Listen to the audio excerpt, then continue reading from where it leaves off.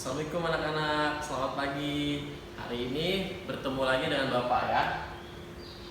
Ingat ya, kamu kemarin itu udah belajar tentang dongeng bahasa Indonesianya. Nah, di dongeng itu kan banyak penokohan, banyak tokoh-tokoh yang memerankan dongeng tersebut sebagai apa. Ada antagonis, ada protagonis. Nah, sekarang kita bisa belajar dari mereka ya. Kita bisa belajar dari mereka, dan juga ya setelah ini PPKN dan SPDP nanti kita juga belajar hal-hal baik dan buruk yang tidak boleh kita ikuti dari tokoh-tokoh dongeng tersebut. Lanjut. Nah, PPKN-nya adalah kita akan belajar berterima kasih, meminta maaf, mendoakan orang lain, berbuat baik pada makhluk hidup. Nah, berterima kasih ini ya sama, nantinya juga ada hubungannya sama tolong menolong ya. Oke, selanjutnya. Nah, apa sih alasan kita harus berterima kasih? Mungkin kamu ya, kalau sama teman, ada teman yang baik, kalau kamu lupa mengucapkan terima kasih atau biasa saja atau tidak menghargainya. Nah, bayangkan jika tidak ada yang membantu kamu, pasti kamu akan kesulitan. Nah, oleh karena itu kita harus senang jika ada yang membantu. Mungkin kita tidak bisa memberikan ya material seperti harta, benda dan lain-lain ya, tapi setidaknya kita bisa mengucapkan kata terima kasih. Oke. Nah, mengucapkan, kalau tanda-tanda kita udah melakukan terima kasih itu dalam mengucapkan terima kasih sudah membantuku, terima kasih atas waktunya, terima kasih atas sarannya ya. Saran dari orang lain pun juga itu termasuk menolong kita ya, membantu kita mencari jawaban dari ya, solusi dari masalah yang kita hadapi. Kemudian kalau dalam melakukan tindakan, kita berterima kasih dalam tindakan. Bisa menyiram tanaman secara teratur, artinya kita sudah berterima kasih sama tumbuhan. Berkat tumbuhan kita bisa mendapatkan udara yang segar. Memberi makan hewan piaraan secara teratur. Nah, dengan hewan piaraan bisa saja kita ya ketika kesepian kita mendapatkan teman bermain, atau kemudian juga kalau misalnya peliharaannya seperti ayam, kemudian kita bisa manfaatkan telur dan lain sebagainya ya. Kemudian tidak merusak tanaman juga sebagai bentuk terima kasih, karena dapat udara segar dari tanaman dan kita kalau memang tidak bisa merawatnya, kita tidak boleh merusaknya. Lanjut. Nah, balik lagi nih. Nah, kalau kisah terima kasih itu kamu bisa baca dongengnya itu di kisah pohon rambutan yang kesepian. Ada di subtema 1 halaman 8 sampai 9 ya. Bapak yakin kamu udah baca ya ketika belajar bahasa Indonesia. Selanjutnya, nah, kalau kamu sudah baca dongeng kaktus yang suka menolong halaman 18 sampai 19, nah, kita bakal tahu alasan kita meminta maaf itu apa sih? Tadi kan alasan kita berterima kasih karena kita akan kesulitan jika tidak yang membantu. Nah, sekarang alasan kita meminta maaf.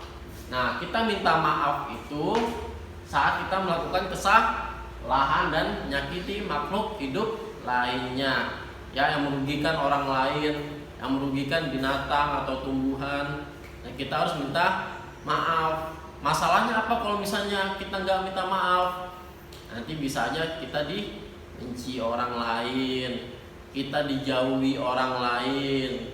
Kemudian kebanyakan zaman sekarang tuh, kalau kamu suka buka medsos, netizen, berarti kamu banyak yang mengolok-olok, ya mencibir atau mengata-ngatai. Gak mau kan kamu dikata-katain seperti itu? Nah, makanya. Tapi meminta maaf itu nggak mudah ya.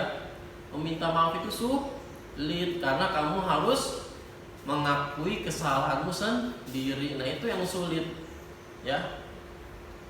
sebelum kita meminta maaf kita harus mengakui kesalahan kita. Itu kesulitannya. Tapi kalau memang kamu sudah berani, nah berarti kamu anak yang hebat ya. Karena meminta maaf memerlukan keberanian dan kebesaran hati. Kita perlu mengakui kesalahan terlebih dahulu, meminta maaf dengan tulus, dan berusaha tidak melakukan kesalahan yang sama. Ingat, yang namanya manusia itu wajar mengalami kesalahan, tapi kita punya kesempatan untuk berubah. Oke, selanjutnya. Nah, sekarang pasti kamu pernah berdoa. Tapi sekarang Bapak tanya nih, pernahkah kamu berdoa untuk orang lain? Ya, kalau misalnya kamu berdoa untuk agar belajarnya makin pinter, agar nilainya bagus, agar dibelikan hadiah, nah itu kamu mungkin sering ya. Tapi untuk orang lain maksudnya kayak gimana sih? Ya, mendoakan orang lain artinya kita mengharapkan orang lain mendapatkan kebaikan. Artinya kita kebaikannya tidak hanya untuk kita aja, tapi untuk orang lain. Misalnya yang terdekat, kita mendoakan untuk kebaikan ayah dan ibu kita. Semoga pekerjaannya lancar, semoga tetap diberikan kesehatan. Nah itu kan termasuk orang lain dapat kebaikan dan kebahagiaannya. Bisa juga kalau misalnya ada masyarakat yang jauh, misalnya tertimpa musibah, kamu pun juga bisa mendoakannya agar musibahnya diringankan, cepat diselesaikan, dan juga mendapatkan hak-hak mereka kembali. Nah, selanjutnya, oke, tadi kita udah belajar ya perbuatan baik. Nah, 3 hal yang kita pelajari masuk ke dalam perbuatan baik tuh yang tadi, ya. Sama saja kayak tolong menolong. Kalau misalnya kita ditolong orang, berarti kita harus mengucapkan terima kasih, ya. Kemudian kalau kita mau meminta tolong, kita harus bilang kata tolong, ya. Atau boleh juga mohon, ya. Oke.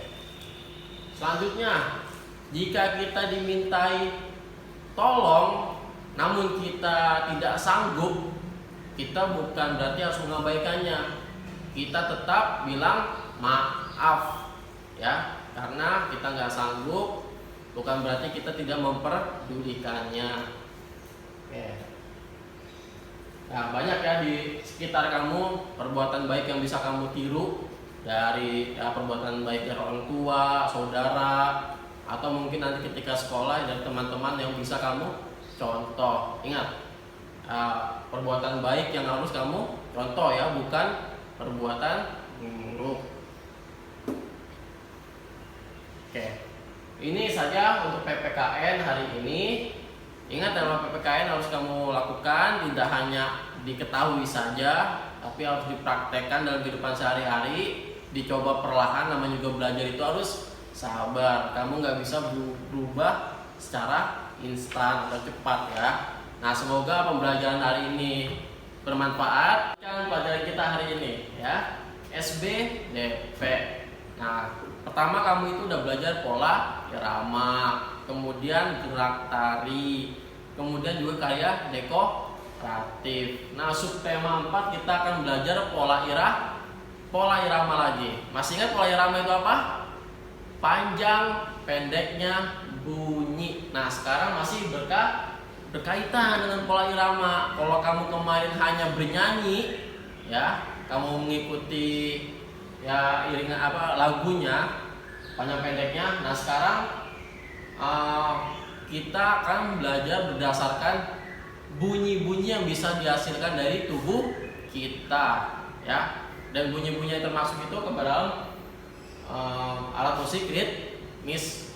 Ya, alat musik ritmis itu alat musik yang tidak memiliki ada ritmis, ada melodis. Kalau melodis itu punya nada, ya kayak alat musik yang sudah kamu kenal banyak ya, gitar, suling, piano, kemudian apalagi pianika ya, yang biasanya kamu punya. Nah, tapi kalau alat musik ritmis ini ya kayak drum, kendang, bahkan bisa kamu hasilkan sendiri ya. Galon bekas yang kosong, kemudian meja, ya lingkungan kamu, sekitar kamu banyak, bahkan dari tubuh kita sendiri. Contohnya tepuk tangan. Nah, bunyi apa yang dihasilkan? Ya, prok, prok, prok. Tuh tepuk tangan. Kemudian meja. Meja kalau kamu pukul itu bisa menghasilkan suara bruk, bruk, bruk ya. Kendang, kemudian drum. Nah, selain itu di tubuh kita misalnya petikan jari. Petikan jari apa?